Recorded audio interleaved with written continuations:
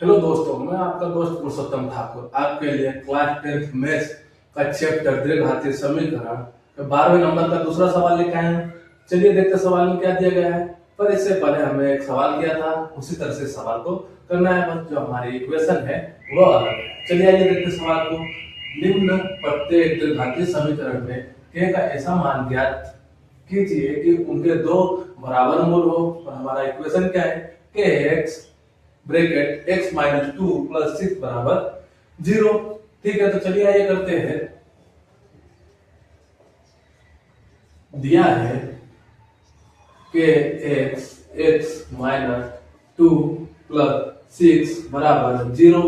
अभी हम ब्रैकेट को ओपन करते हैं तो के एक्स का अंदर गुणा करेंगे तो के एक्स स्क्वायर माइनस 2 के एक्स प्लस 6 बराबर 0। हमें एक द्विघातीय समीकरण प्राप्त हो गया। इससे पहले मैंने आपको सवाल एक और कराया था, अभी यह सवाल करा रहा हूं कि आपको पहले सवाल में कोई कंफ्यूजन हो तो इस सवाल के माध्यम से वो दूर हो सके। चलिए ये आगे सवाल करते हैं। हमारा जो इक्वेशन फर्स्ट है इसकी तुलना ax square plus bx plus c से करने पर, चलिए आइए करते हैं।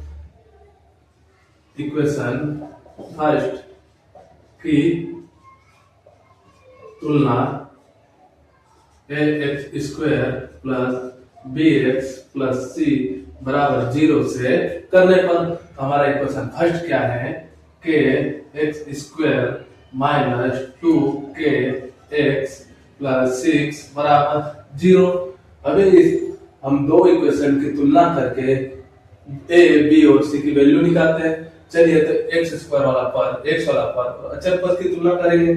चलिए ये करते हैं तो a एक्स स्क्वायर बराबर के एक्स स्क्वायर से एक्स स्क्वायर गया a बराबर के, यह हमारा एक वैल्यू आ गया। अभी b एक्स बराबर 2 के एक्स से एक्स गया b बराबर 2 के, हमारा ये b का वैल्यू आ गया और c हमारा क्या है बराबर 6, c बराबर 6। हमारा अचर पद की तुलना अचर पद से कर दिया तो हमारा यह आ गया। अभी इसमें क्या बताया जा रहा है कि k का ऐसा मान ज्ञात कीजिए कि उनके दो बराबर मूल हो। अभी हमें यह पता करना है कि इस इक्वेशन के मूल क्या है, उनका अस्तित्व क्या है। चलिए आइए देखते हैं। तो उसका सूत्र क्या होता है, b स्क्वायर माइनस 4ac बराबर 0। इसमें हम क्या करते हैं, a b c की वैल्यू को रखते हैं।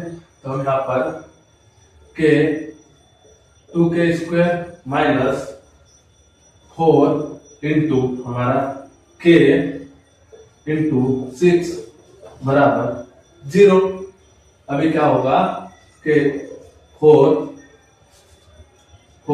के स्क्वायर माइनस 24 के बराबर 0, 24 के बराबर 0, 4 इंटू के माइनस, इसको हमने सरलीकरण भाषा में लिखा है। अभी इसमें से 4 के को हम कॉमन ले लेते हैं, 4 के कॉमन ले लिया हमने तो हमारे पास क्या बचा, के माइनस 6 बराबर 0। अभी हमारा सूत्र क्या था, b स्क्वायर माइनस 4ac बराबर 0। हमने b की जगह पर क्या रखा, 2k, b का वैल्यू 4 इंटू a का वैल्यू रखा k, c का वैल्यू रखा 6। अभी इसका गुणा किया तो 4k स्क्वायर हो गया, इसका गुणा किया 24k हो गया। तो हमें कॉमन लेने के लिए इसको मैंने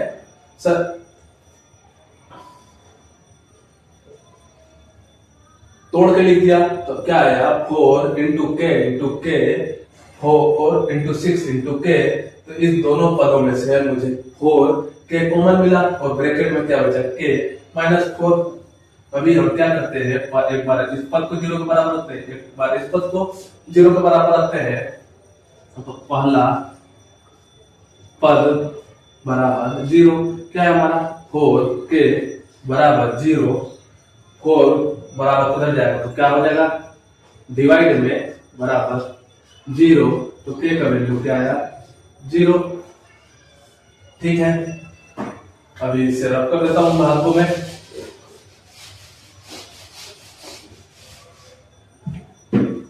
हमारा दूसरा पद क्या है? दूसरा पद बराबर 0। अभी हमारा दूसरा पद है k माइनस 6 बराबर 0। 6 उधर जाएगा तो किसका हो जाएगा? प्लस का। तभी हमें एक वैल्यू क्या आई k बराबर 0, एक हमारी वैल्यू क्या आई k बराबर 6। तो हमें क्या बताया गया था k के दो बराबर मूल हो तो 0 कोई मूल्य हो सकता है क्या? k का बराबर 0, हम यहाँ पर k बराबर 0 रखते हैं तो हमारा पूरा इक्वेशन शून्य हो जाएगा। तो हमें k का बराबर 0 यह वैल्यू नहीं होगा। k का हमारा सिर्फ एक मान क्या होगा? k बराबर 6। तो अब लिखते हैं आंसर k का 6 एक अभीष्ट मान है। सवाल यहाँ पर खत्म, यह आंसर हुआ। मुझे आशा है कि यह सवाल आपको समझ में आया होगा। धन्यवाद।